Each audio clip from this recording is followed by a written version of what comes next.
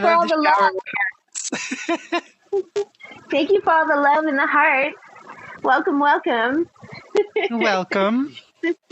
I guess the app is being a little slow tonight because it's not allowing us to see everybody who has joined. Welcome to Paranormal Umbrella. Normally we have this every other Friday night, but tonight we're going a little, against the grain, out of the box, against our normal scheduling. And we're continuing our discussion on the Inner Earth theory. And we are starting with a very interesting story that Miss Kellick had found and shared with me last week. And let me tell you, it's mind-boggling. It bakes my noodle. And let me tell you, this dude that he found that came up to him in the story is waterlogged and yucky. But, that's his natural state of being, apparently. This creature that introduced himself to the author of this story that turns into an expedition into the Inner Earth. So, without further ado, Kellick, and I remember to say your name properly this time. Yay. Thank you. It only took me 9 podcasts to get there, but You got it. I got it. So, all right. So, this story. what we're going to be talking about is the book called Edidorpa, which is actually the reverse spelling of Aphrodite. Now, this story was published in 1895, and it was actually a really, really popular, controversial, and influential book of that time. It's crazy. Okay. I don't even know where to start, really, because you've got John Uri Lloyd, who is the author of the book. He is the one that transcribed the story and made it a book. But the actual person that told the story that was written down in the book, his name, he was just known as I Am the Man. And it's a weird name, but once we go through it, you'll see why he picked that name. Wholly, the name is I Am the Man Who Did It. And so first we have to figure out who this I Am the Man was, because he never gave his name. But based on facts that kind of came up later, they pieced together the puzzle and figured out exactly who he was. And it turns out he is William Morgan, born in 1774 and disappeared in 1826. He was a resident of New York. You say disappeared, but I believe he was kidnapped. We're getting to it, but I believe he was kidnapped. So I'm sorry to interrupt. Continue. New York. He's a New Yorker. Go ahead. Okay, so to give you a little background on William Morgan, he was an anti-Mason. So basically, he rose through the ranks of Freemasonry, and basically, at some point, he got a letter that said, if you sign this, you are agreeing to share with the world all of the secrets of the Freemasonry order. And by doing that, you will be breaking the solemn oath that you swore on a Bible to uphold. And hence the name I Am the Man Who Did It. He published his book. He gave up the secrets. Well, when he did that, I should say he wrote the book. He tried to have it published, but then the publishing house that was making the book for him mysteriously burned down. That was the problem number one. Right. Then he was mysteriously thrown in prison over a bill of $2 at a local pub. While he was in prison, he was kidnapped and taken to an unknown location somewhere in New York, where he was in a carriage with these hooded men, and there was a dead body in the carriage with him. And this dead body awfully resembled him. Different clothes, obviously, but it looked like him. And they explained to him that they were going to use this corpse as to fake his death, because he was going on a trip. So they dumped the corpse in the river or the lake or whatever, which that person was eventually found. They claimed it was William Morgan and that he had drowned. Case closed. Well, the real William Morgan, or the real, him, he ended up going on the carriage ride down to what we know as Kentucky. And I'll go into a little bit more details as to the location later. But for now, he went to Kentucky, and they gave him this elixir that prematurely aged him. So he was, at this time, I think he was only in his 30s or 40s, but it aged him to the point where he looked unrecognizable to his old self. And then they presented him in front of this cave, the cave of Zoroaster. Now, this cave, there was a guide waiting for them. And this guide was the wonderful amphibious creature, humanoid, that Sooth mentioned earlier. And basically his skin... Say again? I was just saying, he's gross, y'all. He's waterlogged. He, his skin, made its own water, it's slimy. Basically, he had the skin of, a frog or, an amphibian that was always just looks wet and gross. Now, what's even more creepy about this humanoid creature is that it did not have a face. It had a mouth. But it did not have eyes or a nose or any discernible features like that. So this was to be his new guide.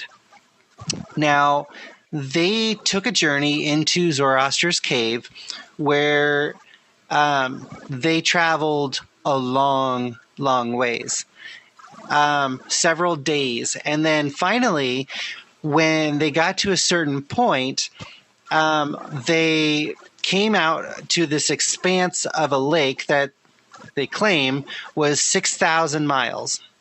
That's a big lake. And took a anti-gravity boat, riding it out into the water, and then went to the edge of this cavern. And below, the water was pouring off of the edge down into this chasm, and that's where they had to go. So William Morgan... Hold on, I'm going to have to interrupt you. So, hold on, wait. So, they go... You got crazy amphibian boy who just... let's just set aside the fact that he's been kidnapped. His death has been faked. He's looked into the eyes of the corpse. Okay, he's kidnapped. He's taken to the mouth of the cave. Amphibian boy, that just grosses me out on its own. That just stands there waiting for him. He's been turned into an elder of himself, and now he's taken into the mouth of the cave, put into an anti-gravity boat. And this is back into the wind, 1800s.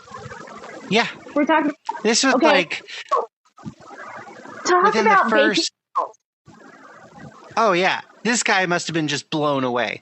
I forgot to also mention, on their way down to this lake that they came across, they also journeyed through forests of mushrooms, of giant mushrooms, actual forests of giant mushrooms.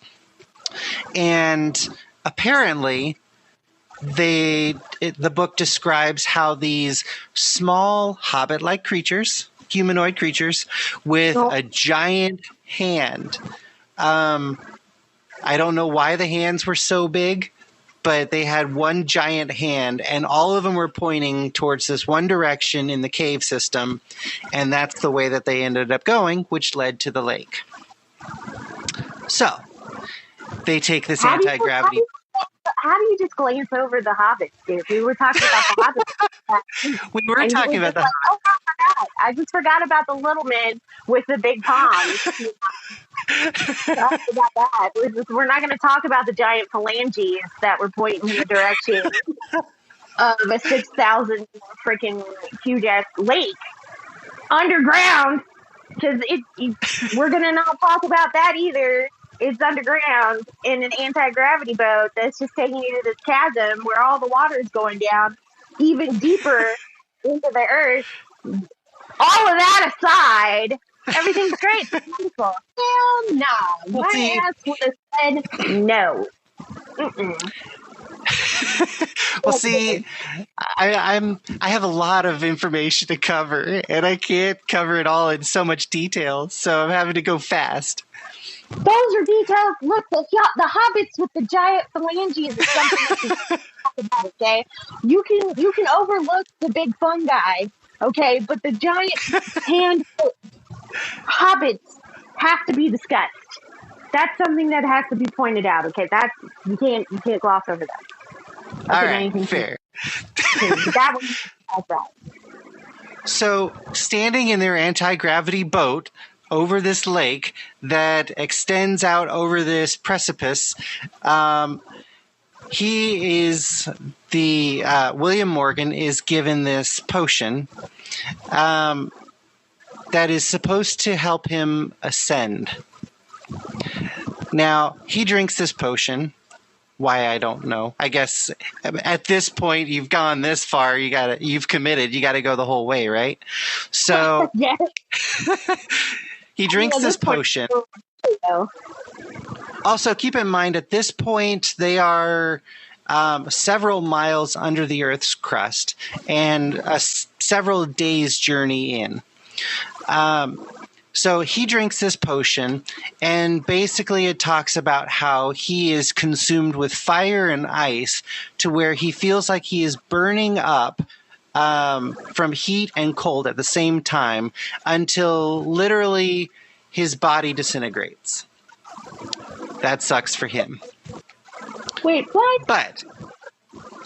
But he is not dead. He is not dead. So he turns into this spectral being, which then is instructed to jump off the precipice and go down into the giant chasm, where he falls 600 miles into the Earth's crust and eventually comes to this place where he meets this woman. Now, keep in mind, he's a spectral being now. As the book describes it, he is neither living nor dead, but somewhere in between. My brain just thought of, look, I've been falling for 30 minutes. So, believe it or not, that took longer than 30 minutes.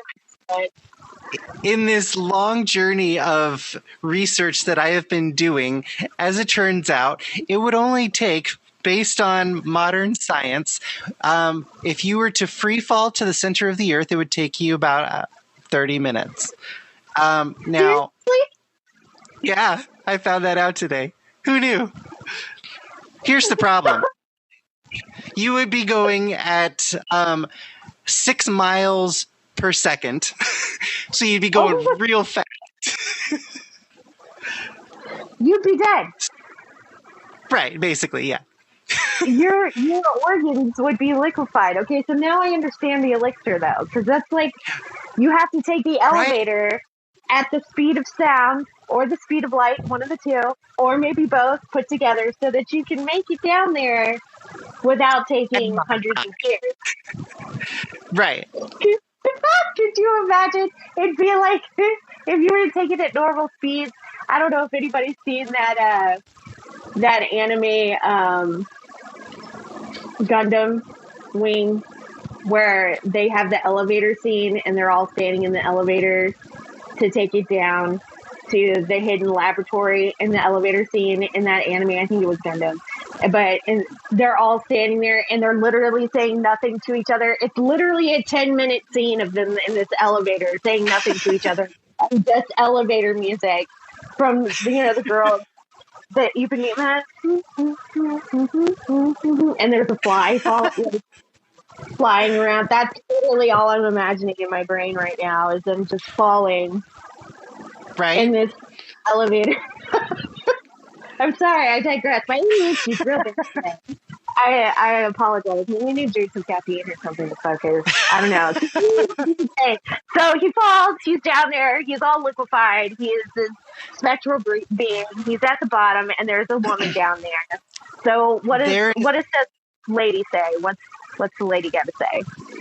So this woman talks to William Morgan, and basically she talks about how she is the goddess of the universe, how atoms bend to her will, and how the stars sing her praises and this and that. And she was more beautiful to look at than, anyone ever known, and all of this. Kind of has a similar... Huh? No humble bragging here. It's just straight up bragging. Got it. Right. Essentially, she is Aphrodite. But, again, the name of this book is called Etidorpa, the reverse spelling of Aphrodite. Now, in terms of, what happened beyond that point, I have not fully finished yet. But... Okay. Just because there's so much. I mean, this is an actual book, and I just started reading it a couple of days ago, so I'm not very far in. But from everything that I've gathered, this story... Oh, yeah. So also, by the way, at the end of this, this I am the man who did it appears to a pharmacist guy, John Uri Lloyd, who then basically said, you're going to write my story, and I need you to write it down exactly as I say it. And that's what he did. And so John Uri Lloyd is the actual author of Etidorpa. So he transcribed the story, wrote the book. And what's interesting is that you can listen to this and be like, that's garbage. That's full of crap. There's no possible way that could even be. But I have to tell you that the short amount of time that I've spent reading this book and how people talk about this book, it's not written as fiction. This is actually written almost as a scientific journal where he goes into painstaking detail describing the flora and fauna that he sees and describing everything down to minute details that would just, quite frankly, probably bore most people if it wasn't so fantastical. But yeah, so writing it as a first-hand account. Right. And so he told John Uri Lloyd, whenever you're done writing this, once it's concluded, take one page, take it out of the manuscript, and conceal it in secret. Don't destroy it. Conceal it in secret until the day when it can be released. You can pick which page it is. I don't care. But pick a page, hide it, conceal it, and one day it will become known again. And that's what he did. Nobody knows what page that was. Hopefully it wasn't an important one, but who knows? But why that? Right? But why? That is the question. Possibly to create confirmation that this book really did in fact happen, and that this one page, whatever that page is kind of that confirmation to the story. I don't know. Who's the pharmacist guy, though, and what was he doing down there? Okay, so the pharmacist guy, let me see here. John Uri Lloyd. This isn't sounding like this is a big secret anymore, like they just seem like they're having a big party down there in Inner Earth and we're just not invited. So John Uri Lloyd. So John Uri Lloyd, he was a pharmaceutical specialist in Cincinnati, Ohio. Okay, he was actually very well known in the state of Ohio for his skills as a pharmacist. This was somebody who knew what they were doing. Like, this was a very intelligent person. And so the story goes, I Am the Man appears to John Uri Lloyd one day as this spectral person, this guy not quite alive, not quite dead, but just kind of a ghostly figure, shows up in John Uri Lloyd's room and says, I need you to write this. And he's like, well, crap, man. Like, this guy just appeared in my bedroom. I don't feel like I have a choice in the matter. Like, I kind of feel like I have to now, just because who does that? So he did it. He wrote the book. Well, yeah, I guess. There's not. What are you now? Do? Believe it or not, when Edadorpa was being published, that publishing company also mysteriously burned down, and it took a second time before the book actually made it to the mainstream public, and people were able to buy it from their bookstores. So it's sketchy. It's sketchy. It right. All of this seems like crazy talk, but the level of detail that he goes into is just like, you can't think this stuff up. It's too crazy. It's too bizarre. And like, who does that? Like, I don't know. I digress. Well, I mean, if I was bored and I didn't have much else to do and I kind of didn't like my reality, I could see creating an entirely new place. And it's almost like a treasure map. You know what I mean? It's like, I'm going to create this fake treasure map so that everybody could have fun. And then at the end, it's going to be an empty Easter egg. That's just going to be like with maybe a note attached that said, ha ha, fooled you. You know what I mean? But that's just me. That's some crazy stuff that I would do just to make people get out of their house and use their noggin and do something fun for once. But, again. So he gave specific details of where this cave was located. Even though he was captured, this was a smart man, and he was taking notes of all of his surroundings and, which rivers they were traveling on, where they got off, the hillside, like the name of the hillside, all of that stuff he learned. So he had a pretty good idea of where they were. Now, should I tell him? Should I go into that? You should tell them, and then you should hint at what we may be doing next. Okay. So there's a location in Kentucky, of all places, where the Cumberland River passes through and meets up with the Ohio River. There is a certain bend in that Cumberland River where they supposedly got off the boat, made for land, and headed into the wilderness. Apparently, based on the description, it was a leisurely walk, so it wasn't a difficult one, until they got to a mountainous region that was a little rougher terrain. Now, we believe that we may or may not have found that mountainous terrain, and the potential is there to possibly go and discover or see if we could possibly find it. And we're thinking about making it our first YouTube video for our YouTube channel. Possible.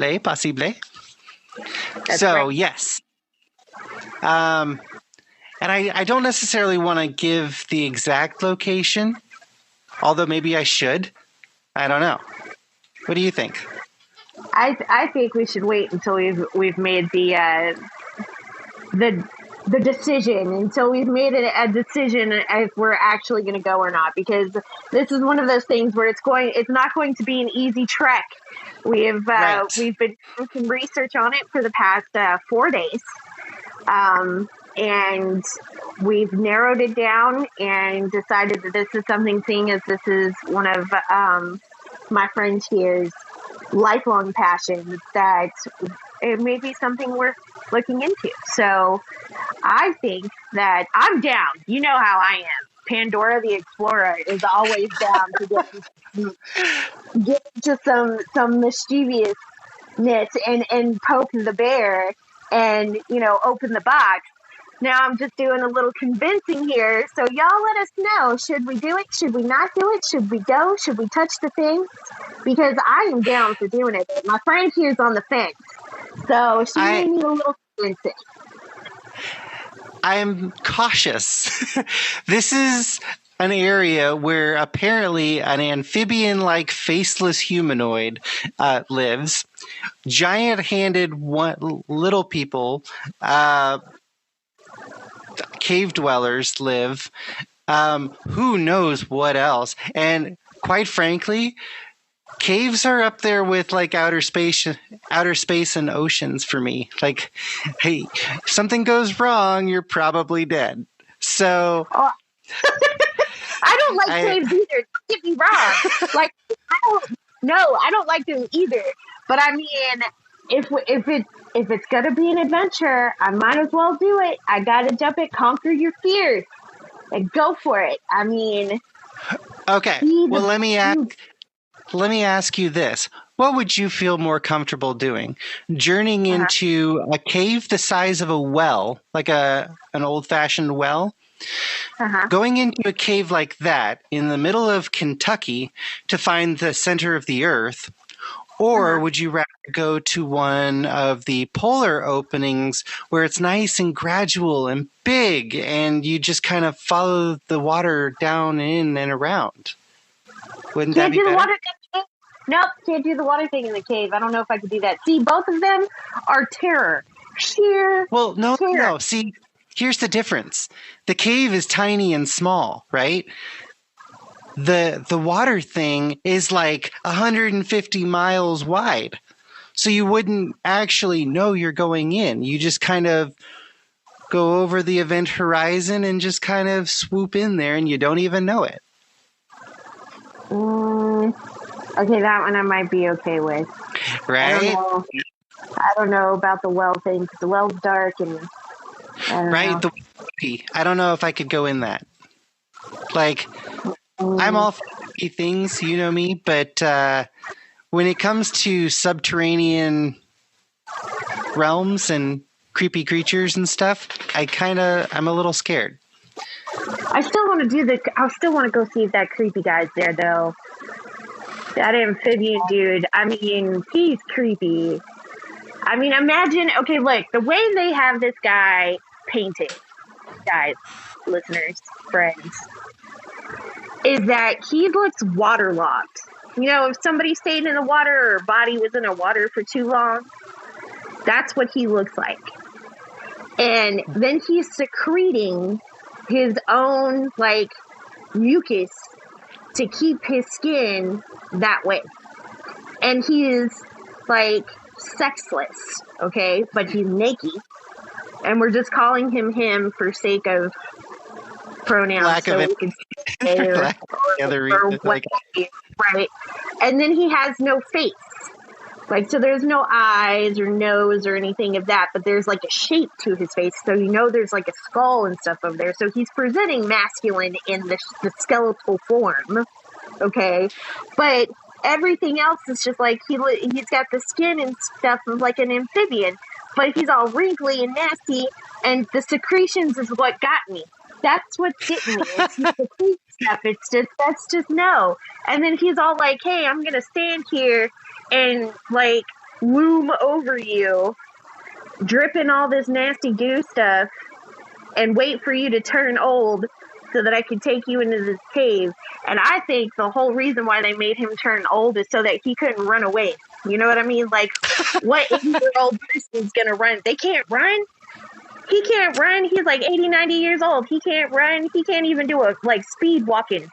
His hips are all You don't know. Nothing. He might be spry. I mean, technically he was only like 30 or 40. Yeah, but not after that elixir thing that makes himself all old and stuff. Now that the amphibians like, I can eat you now that you're old. So don't try anything, old man, because you can't even speed run. You can't speed walk.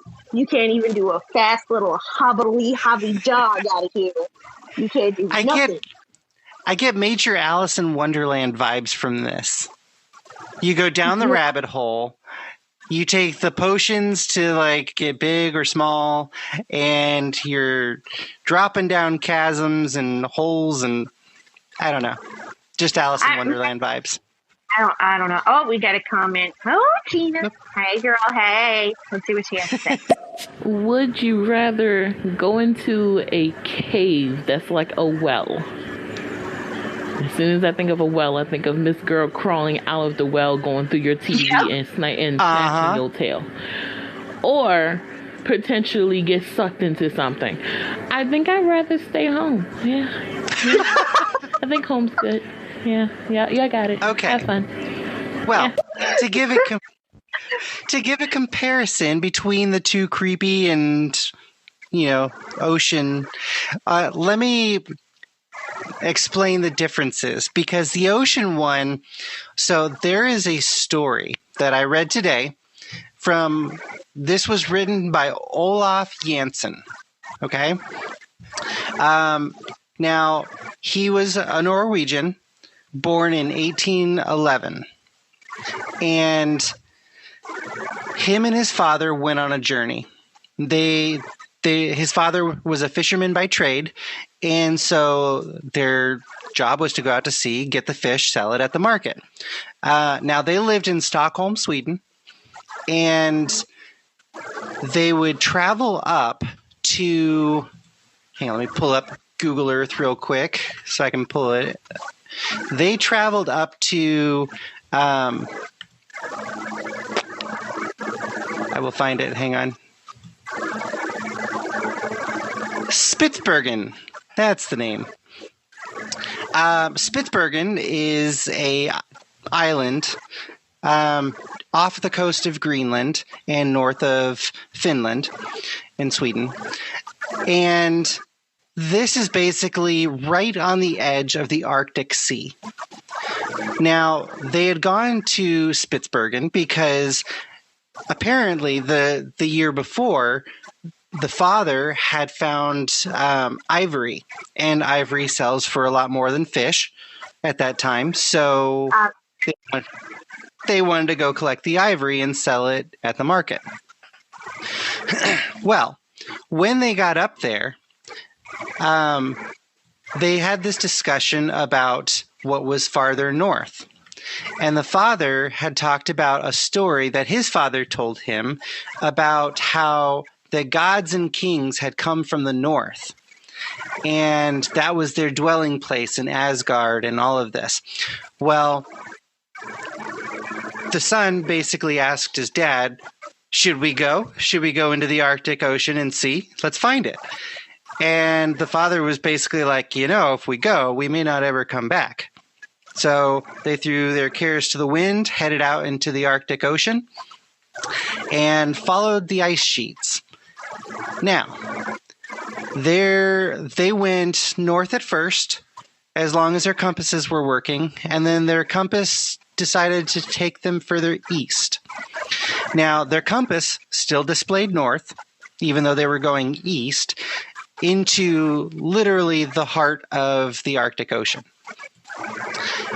When they got there, there was a storm that rose up, and they lost all of their water. They lost a lot of their food.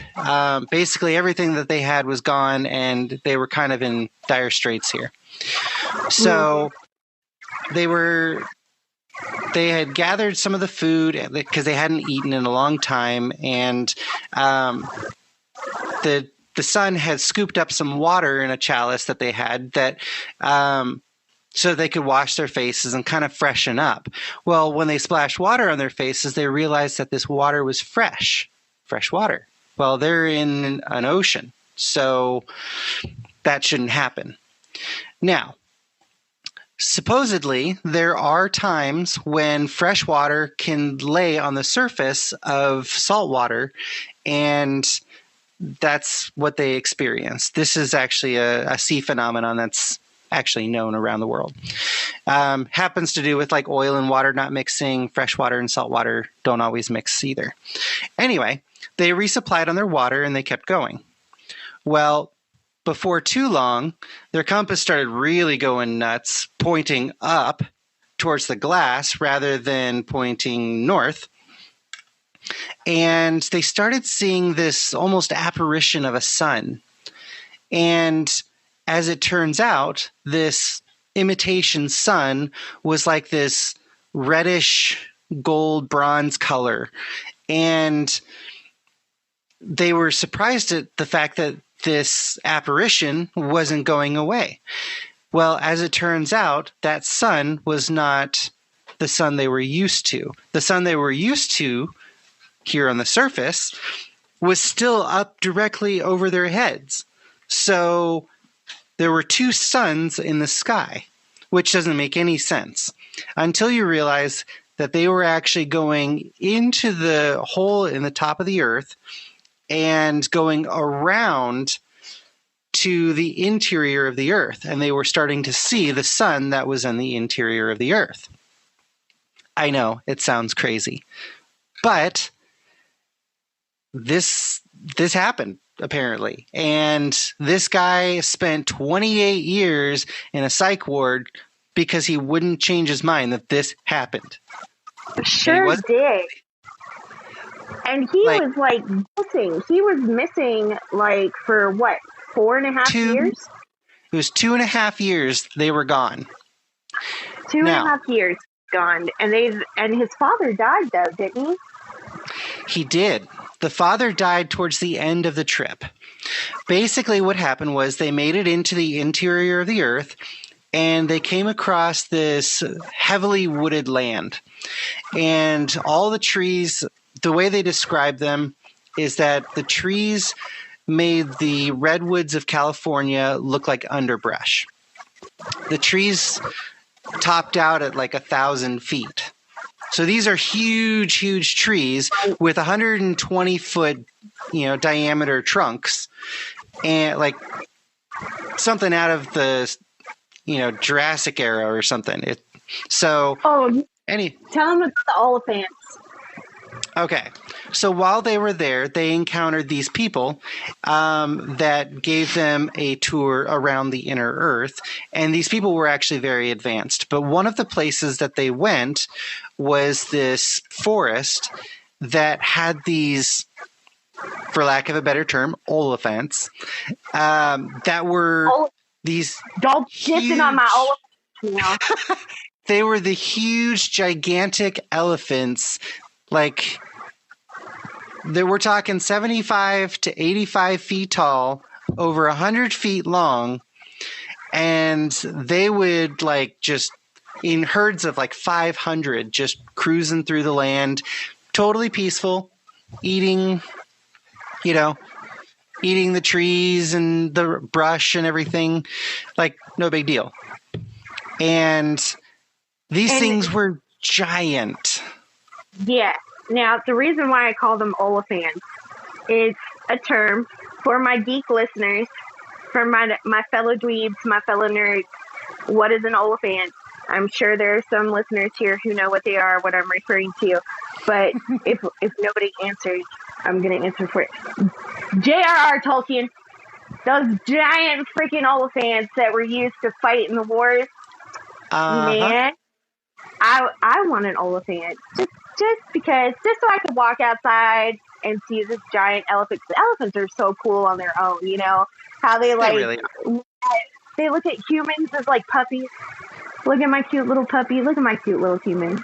Could you imagine having an elephant that was like that? Look at my cute little human. Look how adorable that little ant is. Just don't fall off. Right? That's like instant death, you know? But still, right, I would love to have an elephant. Supposedly, the reason that the plants and animals, and humans for that matter, are so big is because of this sun that is located within the earth. It is like this electrical sun that puts out these like warm reddish hued rays that basically promote growth. So the people live longer. The people are said to live between the years of 600 to 800 years of age. They don't even start school until they're 20 years old. And then they spend 30 years in school. And keep in mind, all of these facts and all this information is based on the account from this father and son who spent 2 years down there learning the language, talking to the people, talking to their king. So they learn all of this information about this sun, which, by the way, they call the smoky god Jehovah, which I find very interesting. Now, I find that interesting too, because you know what I'm seeing here? Because when we first talked about the inner earth and the one that was in Kentucky, right? Mm-hmm. It was like a totally different, I'm seeing regions in the inner earth. Right. Because we spoke about the one in Kentucky, it's more of a jungle atmosphere, right? Right. And the people who live there kind of remind me of the Congolese people, because in the Congo there are little people who live in the Congo, and there are also little people who live in. Oh, thank you so much for the follow. I appreciate that. There are also little people who live in. There's some in Brazil. Yes, in Brazil. Thank you so much for saying that, because I had a brain fart. But so there's little people who also live, I'll say the surface for the sake of our topic, who live up here. But then you've got the little people who live in the jungle region, which happens to be underneath our region of Kentucky. Okay. And now if you look in the Arctic part, it's more of like a clean living, almost like a high society kind of. Yeah, like an elven high society, living up in the Arctic region. So you're seeing like regions of the inner earth. And that's fascinating to me. Like what's the difference? Like I want to compare these two stories and see the difference in the species that you're seeing in the different regions, because you're seeing more of like lizard people, right? More ants and insects and lizards and wee folk and giants in Kentucky. And then you go into the Arctic with what these two Norsemen experienced, and it's high society up there. You've got the Oliphants, the giant redwood trees, a hierarchy. Education system, an economy, and these tall, willowy people who have this advanced society as compared to the ones underneath Kentucky. Right. And the ones from... Go ahead.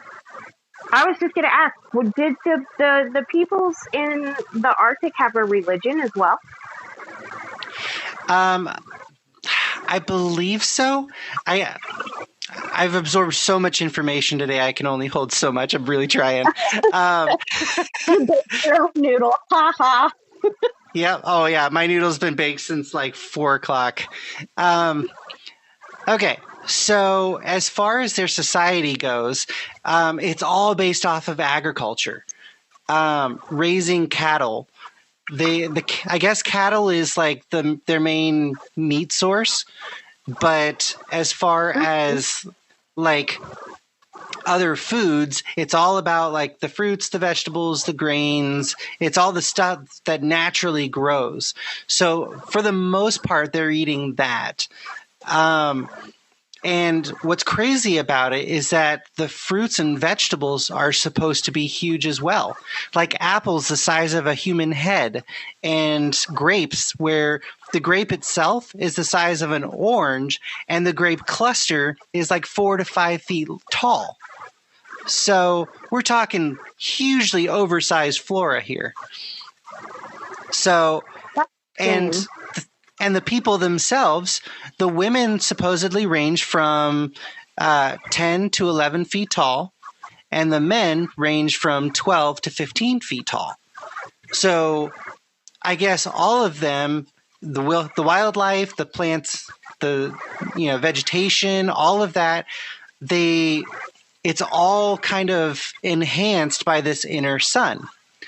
Now, based on all the different stuff I've been researching today, that red inner sun with a dull red glow it's a connector. Like it connects all these different stories because all the different accounts all talk about this red glowing sun. They all have the same description of it. It gets light and it gets dim. It never gets dark. So there's never like total nighttime. And they think that has to do with the Earth's magnetic waves and how it basically flows down and out of the Earth and, up around the surface and then back in through the North Pole, and a lot of very sciencey stuff that like I could go on all day and like totally bore the heck out of everyone. So I won't do that, but the red sun with it, or the red sun within our Earth is apparent between the cities of Agartha, Shambhala, these Norsemen, even the people in Brazil. They all report the same thing. Now, I did mention earlier that they learned the language. And as it turns out, the language was a form of ancient Sanskrit, which I also find interesting. Now, on top of that, the main city, like their capital city, is the city of Eden. Okay? So, and it is located next to a vast garden of the same name that has 4 rivers running out of it. And they consider this the navel of the earth. And these 4 rivers, one of them is named the Euphrates, which, if you have any kind of biblical background, that is one of the Bible talks about how the Garden of Eden is in between the Euphrates and the Tigris River. So now you've got a correlation of this river's name with Eden, and they basically built a capital city, which, by the way, was mostly built out of gold. Because apparently down there, they don't necessarily have iron and all of that. They might, but it's not as readily available as gold. Because apparently down there, gold is like the most common metal. Gold down there is like copper up here for us. So they use it for everything. They use it for the buckles in their sandals. They use it for, their belt buckles. They use it for brick building. They use it for everything because it's so common. Huh. Yeah. Well, see, now I know why they don't want anybody to know about the right? Earth. Well, and when something is so common like that, you almost forget its wealth or its value because if something is so common, it would be like us with tin. We have tin foil and tin cans. I mean, the only difference between us making gold foil and gold cans and stuff like that is the fact that it's more rare, so we don't do it.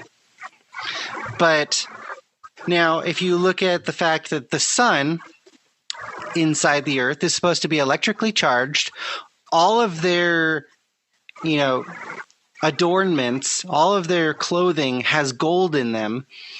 Gold is an electrical conductor. So perhaps that is also one reason why they live so long, because they've got this higher frequency of electricity running through them all the time. I don't know.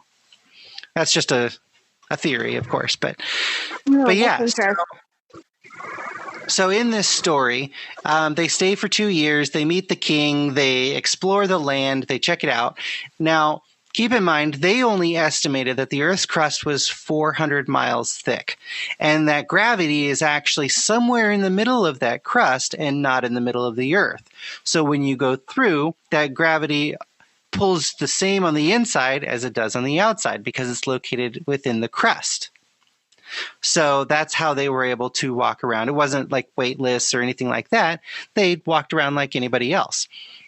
Now, there are descriptions in Brazilian legends and mythology that talk about the same deal, where they reach a point going in deep into their caves where everything becomes weightless, and they actually fashioned like iron handholds into the side of the rock so that when everything went weightless, they could just climb from handhold to handhold to keep going until the weight reversed and shifted.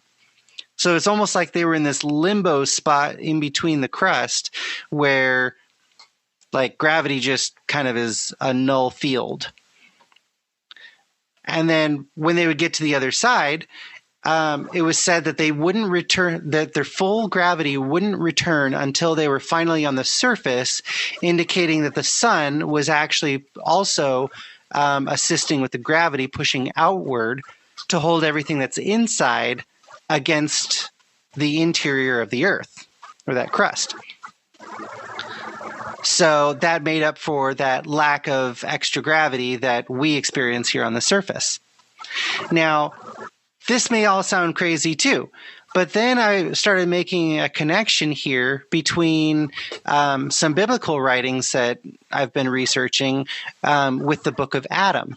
Now, this is not one of the books of the Bible. This is one of the books that didn't get put in, kind of like the book of Enoch, which, by the way, he also went to the center of the earth and talked about the Garden of Eden and all this stuff. Like, it was a thing. Anyway. Yeah, these books that were not included in the Bible is a whole nother topic that has interested me for a very, very long time. Me being a non-Christian, I, of course, have looked into all religions myself for research purposes. And I just think it's really interesting how things were left out.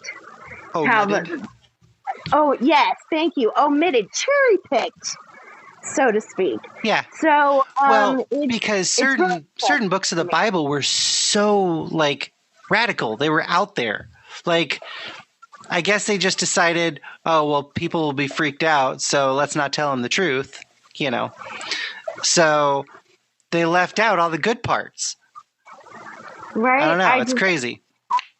To me, I just felt like it should have all been in there if it was going to be. It's there. It was written. It should have all been there. But, that's a whole nother topic. It's a whole nother topic. Hopefully we'll get to that topic at some point. We can discuss on the paranormal umbrella another time. So, yeah. So what else happened? What else was there? Okay, so in the book of Adam, it talks about how Adam and Eve, they were cast out of the garden, and essentially the way the book of Adam describes it is that they were cast out and had to go into the cave. What was it? The Cave of Riches or the Cave of Wealth or something like that. And they got lost.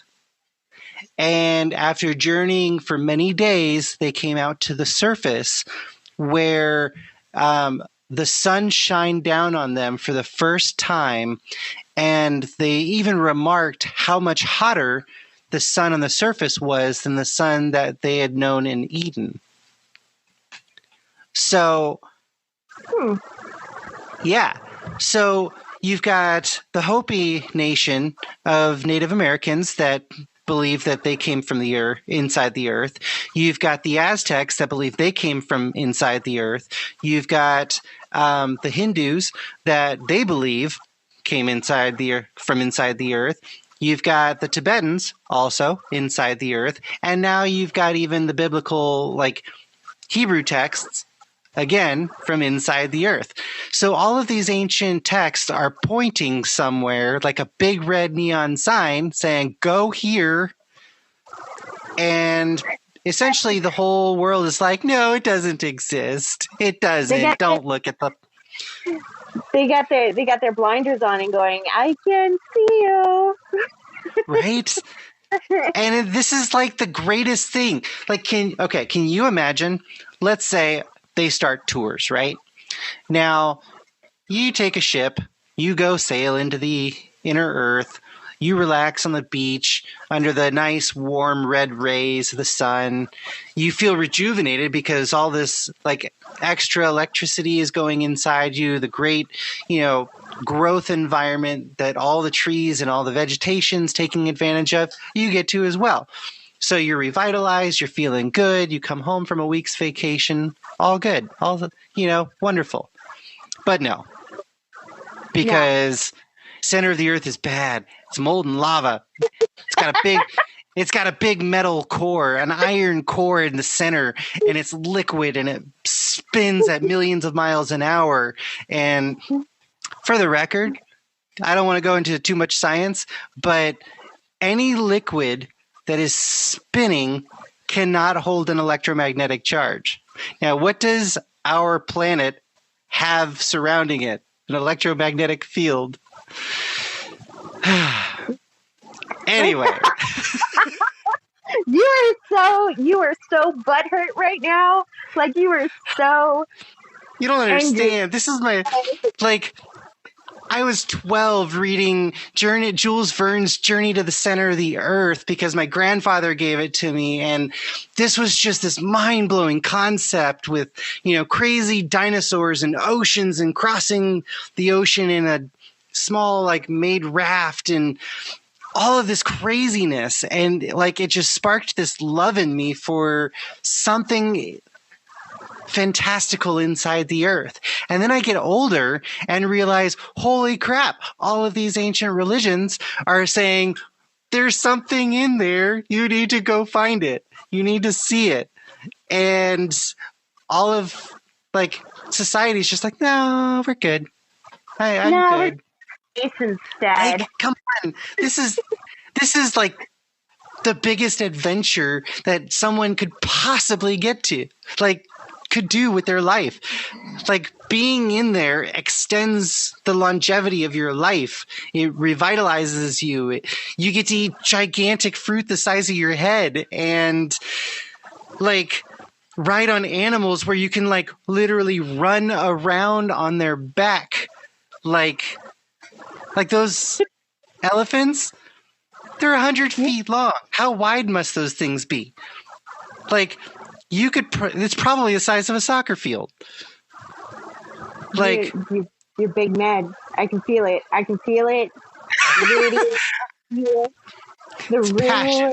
Passion. Big Ned. Because I want to see this place. I want to see it. I want to go there. I want to. And nobody would let me. I need an elephant and a giant apple right now. Right? Me sitting here pouting with my arms crossed. Right? Just pout about it. But I seriously, Kentucky. We should go to Kentucky. Let's just go. Let's just go. What's the worst that could happen? Won't find anything. That's amphibian, no. amphibian boy? Like, No, I refuse. even in the cave. I'm not gonna acknowledge amphibian boy, okay? I'm not gonna do it. And his like secretion skin, okay? I'm not gonna acknowledge that old dude, all right? But I mean, the worst that could happen is we don't find anything, okay? That's like the worst that could happen. But I mean, the best thing that could happen is we're doing this like freaking adventure to find the entrance way to the inner earth. I mean, come on. It'll be fun. It'll be great. That's fantastic. true. It's a great adventure. I am going to remind you of that so that if we ever go there and we meet white-skinned amphibian boy, I'm going to say, what's the worst that could happen? What could go wrong? Mm-hmm. Right, and I'm gonna remind you again, he is corporal and I can punch it. Okay? So as long as I can punch it, we're gonna be all right. So all right. We got a question. Let's see what it's. The worst thing that could happen is you go missing for 2 years and spend the rest of your life in an insane asylum. Exactly. Look, we don't have to tell nobody, okay? I could just disappear for 2 years and just blame it on, like a really bad shroom trip and I got lost in the wilderness or something. See, I mean, no. That happens nowadays, all right? People actually get lost in like cave systems and stuff, and we could just be like, hey, we took a wrong turn in Albuquerque, and we just happened to make it through. And if people start asking like logical questions, like, well, then how did you survive in a cave system for 2 years with no food? We could just be like, I don't know what you're talking about. I can't remember. Like, what? Huh? Here's the thing about that. If I go to this mythical Shambhala, this Agartha, this land of Eden, you think my ass is coming back? Really? Because this ass ain't coming back. Let's see what Tina has to say. Said as long as you can punch it, you'll be all right. But what if you can't punch? What if y'all go on a little vacation, a little trip, right? And you encounter something that you can't punch. What happens then, Sue? What happens? Are we gonna be like Roadrunner and beep out tail out of there like Looney Tunes? What's gonna happen? Are you still gonna try to touchy? What's gonna happen? Look, why you gotta ask the whole questions? I'll bring a flare gun. If I can't punch it, then I'm gonna blow it up. I got a flare gun. I'll use that. Or, I'll be resourceful. I'll figure something out. I mean, I can think on my feet. And if I can't punch it or blow it up or shoot it, then I'm just gonna run. I'll run at some point, but I'm not going to be running all crazy willy-nilly like either, because I don't want to get lost, like, for real, because I don't want to fall down no freaking 600-mile chasm down into the no man's land. I mean, would I love to meet Aphrodite? Absolutely. Does that mean that I want to fall at 6 miles per second and liquefy my organs? Absolutely not. I do not want to do it. So, unfortunately, it is 9:03 and we have reached our 1 hour limit, ladies and gentlemen and babies. And I just want to say thank you so much for joining us tonight and listening to our craziness and our continuation of the Inner Earth theory. And I am sure on the next Paranormal Umbrella, which will be the following Friday, we're going to be discussing it again because we have so much information on this one topic and so many wonderful creatures to discuss. So if you aren't already a part of it, please join the Paranormal Cryptid Preservation Society Discord. We've got a link right there above our wonderful avatar heads. And we also have an IG, which is linked on each of our stereo profiles here. And you can also find us on SoundCloud now. So if you miss us here tonight, you'll be able to listen to us on SoundCloud. And we've got more wonderful things coming to us in the future. We have started a YouTube channel, which we will start posting videos of our wonderful, crazy adventures on there. And in the future, we've got other wonderful things coming, like, I don't know, maybe even Spotify. But you're going to have to stick around and find out. join us on Wednesday for the Paranatural Cryptid Preservation Society. We're going to have another wonderful cryptid that we're going to be talking about and discussing and finding out what wonderful, crazy things we've got on this planet or inside the planet. You never know. Thank you so much, Lydia. And Also, I hope to see real quick, we have one last comment. Oh no. I have never gone hiking. I have never done parkour, none of that stuff, unless it's like Minecraft or something. That's the only parkour I've done. But let me get chased by something, all of a sudden I'm going to have the adrenaline, the speed, and the strength like an athlete. You betcha. She's on parkour all over. She's on parkour everywhere. I love it. Parkour. Thank you so much. Thank you for joining us, everyone. And we'll see you Wednesday.